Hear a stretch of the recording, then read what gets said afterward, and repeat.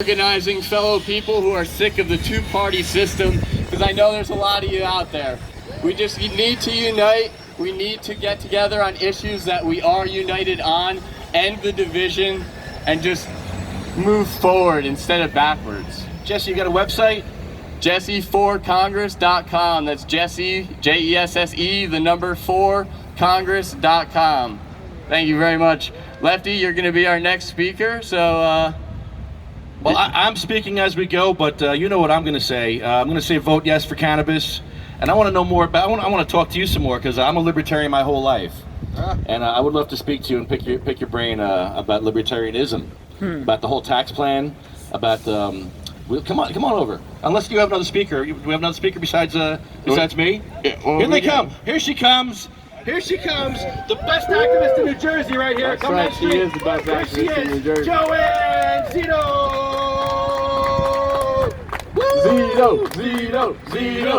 Zito! Woo! Yes. She brings the education Yes. to everybody. She lets us know what's on Look every single bill. She spends her whole life voluntarily Yes. researching all these bills. Woo. This is Joanne Zito. She is amazing. Right now, I'd like to do a moment of silence for the activist Marley Sheen. I don't know Marley personally, but I would like to stand here for about 60 seconds or so and just be silent for a very good activist. Thank you. Yes, Marley Sheen. Moment of silence, everybody. If you want to put some smoke in the air for Marley, go for it. I know I will.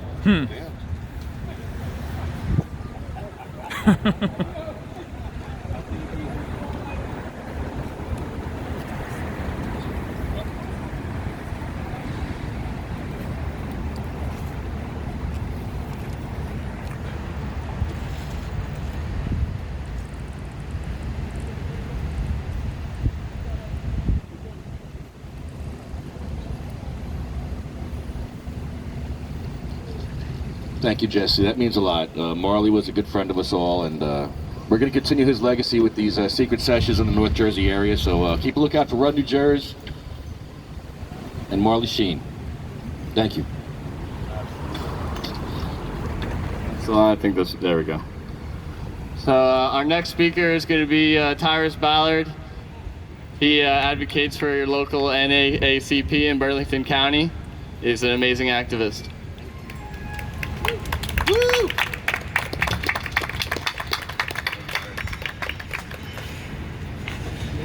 Good afternoon, everyone.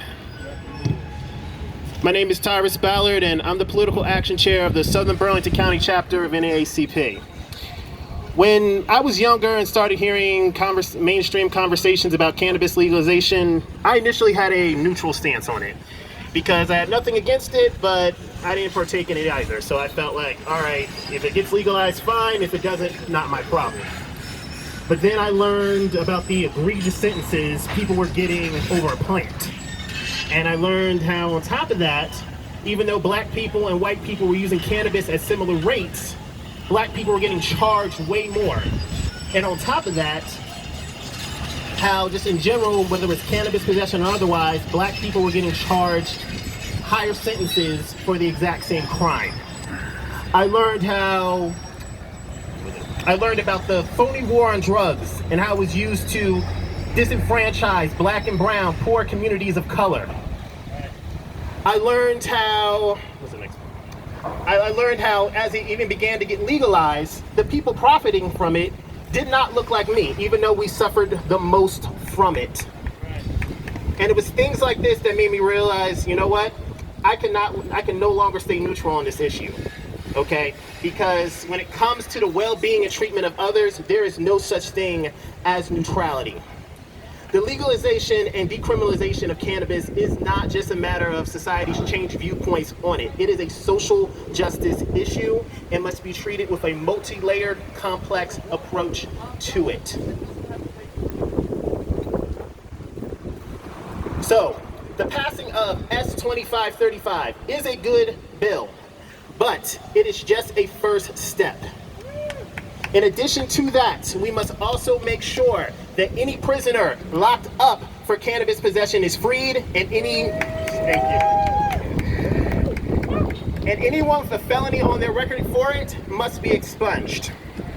We must make sure that there is restorative justice in communities that have been disproportionately affected by the phony war on drugs. I remember black political commentator Van Jones said that he spent his 20s in a drug-filled den full of crime and equity called Yale University. He said he saw more drug use done off of more surfaces by more people, more than he ever saw in any black community. But the cops never kicked down the doors. They never arrested anybody. These people still had a chance to vote. So we must make sure that the funds from legalizing it and decriminalizing it go back into these communities and rebuild them. And finally, we must make sure that profits are accessible to everyone. It could cost up to more than $100,000 to start a dispensary. And over the course of a year, it could cost up to $1 million in other charges. The average weed dealer is just a regular everyday person trying to make it. So we have to make sure it's accessible. So in a nutshell, S2535 is a good first step. But throughout history, there have been bills passed that were intended to be good, but they left out a whole lot of things. Exactly. When women got the right to vote, it did not include black, brown, and other women of color. So it just really gave white women the right to vote. When the LGBTQ plus community were finally allowed to gather in public, it still took decades before they were allowed to marry and were considered a protected group. And although the Civil Rights Amendments were passed in the 1960s, unless you've been living under a rock, you can see there's still lots of ways to go when it comes to racism. So I urge you, do not stop here, because I do not want to see this be another thing where we pass one step, but there's still a whole lot of trouble along the way. Thank you. Yeah. Woo.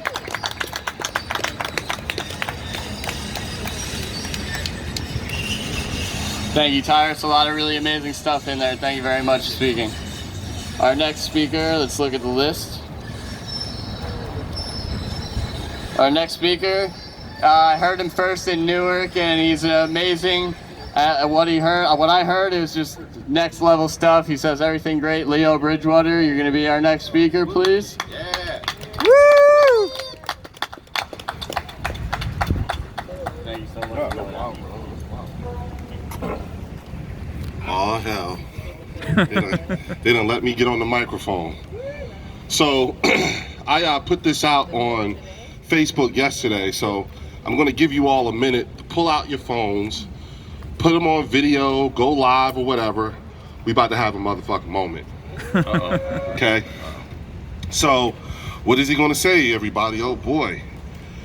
So I could go into the whole thing about how I feel about Jacob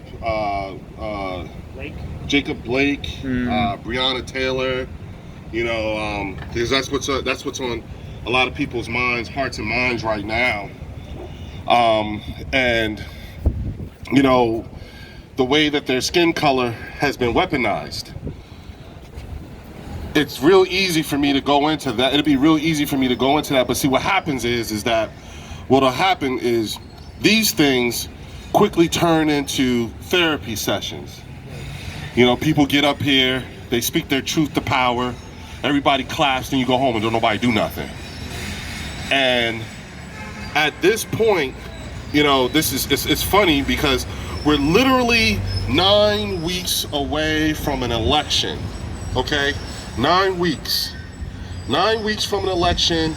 Matter of fact, the Republican National Convention has been going on for the last couple of days too.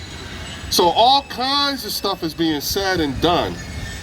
And all of this happening in the midst of a pandemic that we are not even on the other side of yet. We haven't even realized what the full damage of this pandemic is going to be. Everybody who's going to die from COVID-19 hasn't died yet. We're not at the end. We haven't gotten to the end of this pandemic. We're still currently in it. As of August 27, 2020, we are still in this process. We are still learning. Okay, the last time something like this happened, none of us was here. This was 100 years ago. So we don't even know what the new normal is.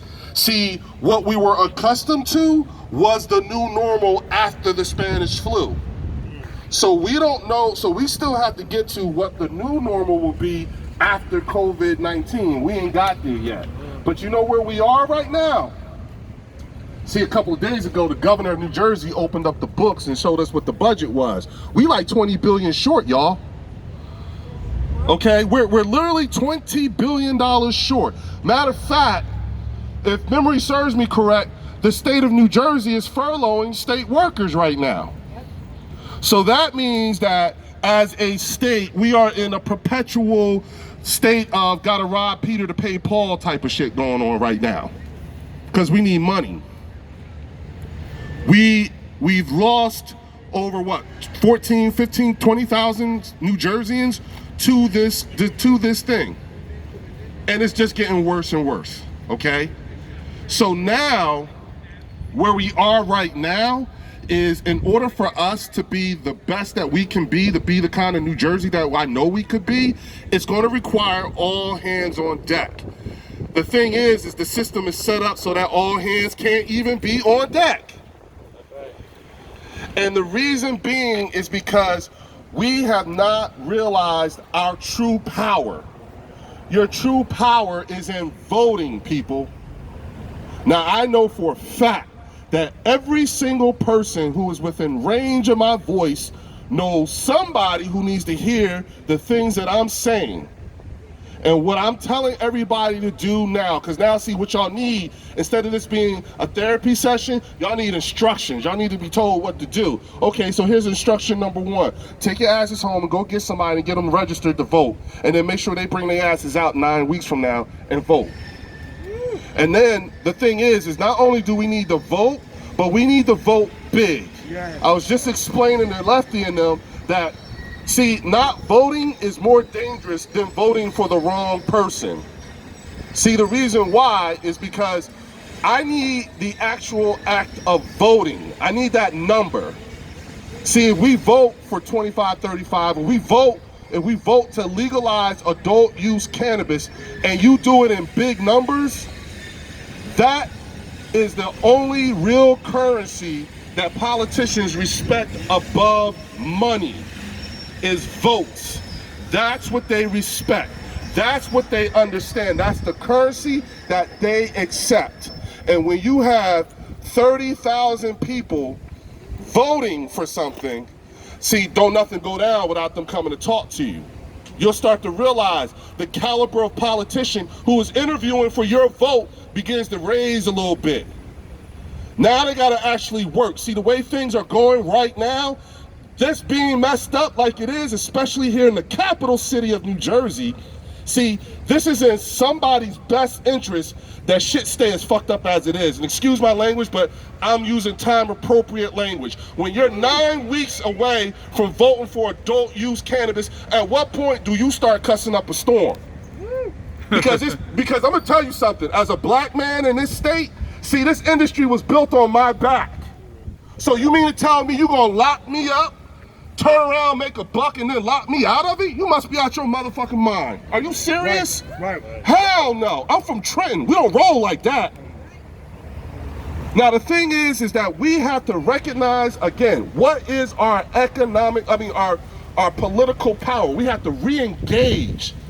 We have to start demanding things. We need to get a higher caliber of politician.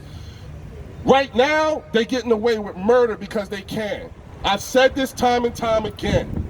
When you talk about cannabis legalization, you're messing with 3 types of money. Old money, that's the pharmaceutical industry. You messing with long money, that's the alcohol industry. And then you messing with big money, that's the prison industrial complex, which has been thriving in the state. We even got the data to back it up. Just look at the ACLU's arrest report. Not only does the state of New Jersey like to lock us up, but apparently they also like to beat us too, because we represent 80% of all use of force in this state. So We effectively have become them people. Y'all, us.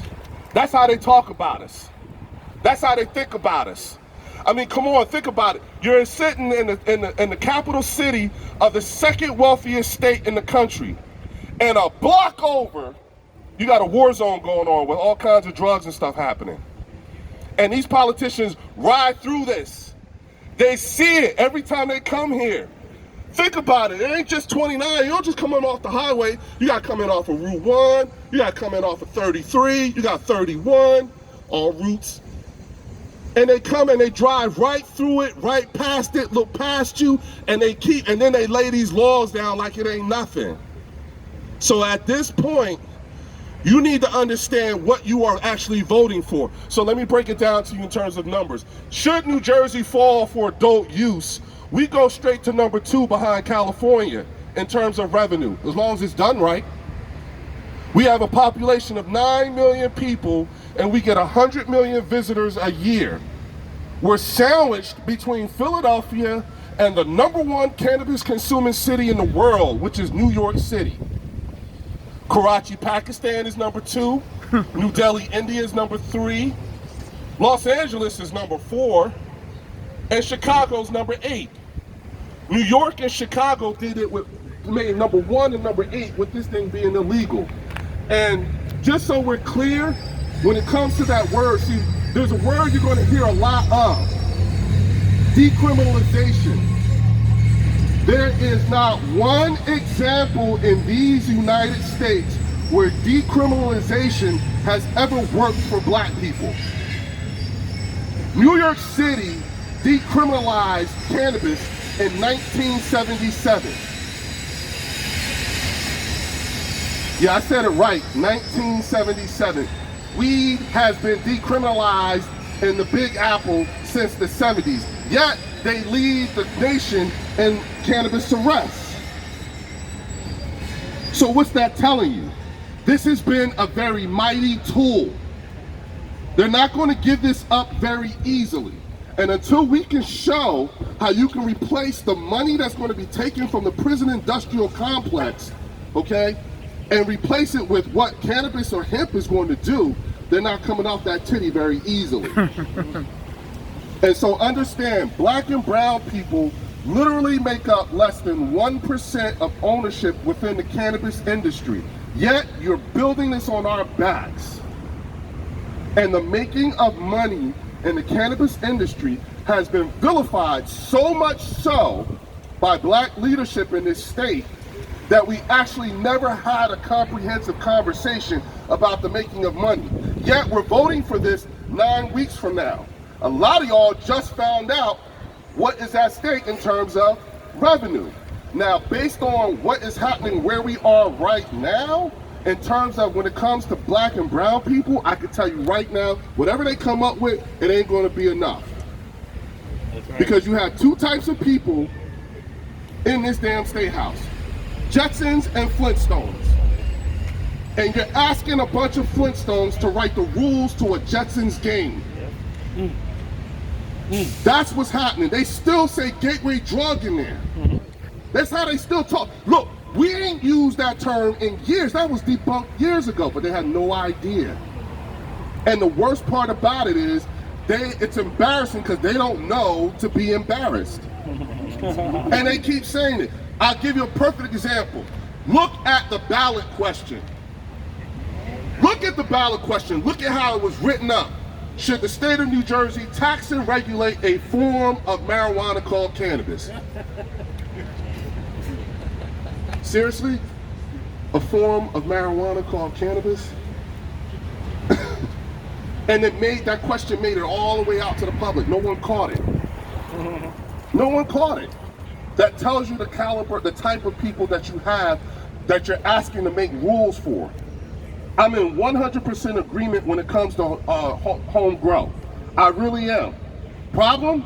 I think it might be a little too advanced for this particular group fresh out, because they still say home grow. Now you're asking them to go from 5 pounds. Remember that? 5 pounds. They thought expungement up to 5 pounds was letting out El Chapo. 5 pounds, oh my God. But they'll allow someone who don't look like me to come into my neighborhood and move big weight and sell it. But I can't get in. So we have a whole lot of work to do. Now here's the thing about us as a people, us as New Jerseyans. I know success one way, and the only way that we are all going to be successful and bring this state back is together. Right. That's the only way this is going to work, together. I don't care who you vote for. I just care about the fact that I just need y'all to vote. Them numbers, we need them numbers, y'all. That's all. Thank you very much, everybody. You can find me on Facebook, Instagram. Oh, follow Black Cannabis. Shout out to Sean Wilson, the Vets in the Hood, all the way straight out from Philadelphia. What's happening here in this state has such an effect, a ripple effect, that you got people from Philadelphia who came here to make sure that you understood what our decisions and how it affects him. Because he's going to take what he hears today and what he sees today, he's going to take that back to Philly and talk about what the hell happened here in Trenton. That's right. And what we doing. The state of Pennsylvania is considering full-blown legalization of cannabis right now. So these are things that y'all need to start getting yourselves educated on, and you need to start bringing your people, your friends and family into the fold so that they can understand exactly what the hell is at stake right now. Because there's a whole rack of shit happening, y'all. Thank you. Yeah, Leo Bridgewater.